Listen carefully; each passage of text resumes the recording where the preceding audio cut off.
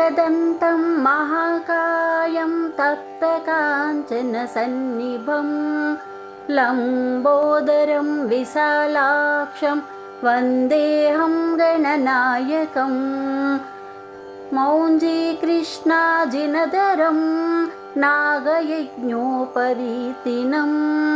बालेन्दुसकलं मौलं वन्देऽहं गणनायकम् चित्ररत्नविचित्राङ्गं चित्रमालाविभूषितं कामरूपधरं देवं वन्देऽहं गणनायकम् गजवक्त्रं सुरश्रेष्ठं कर्णचामरभूषितं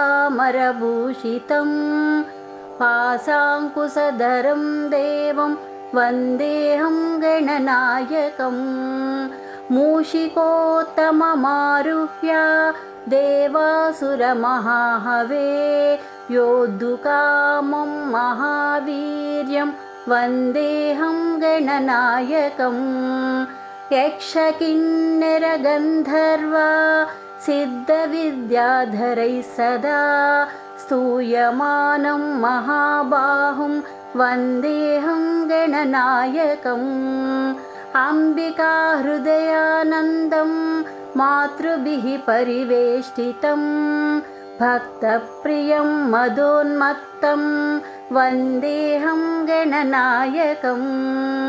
सर्वविघ्नं हरं देवं सर्वविघ्नविवर्जितं सर्वसिद्धिप्रदातारं वन्देऽहं गणनायकम् गणाष्टकमिदं पुण्यं यः पठेत् सततं नरः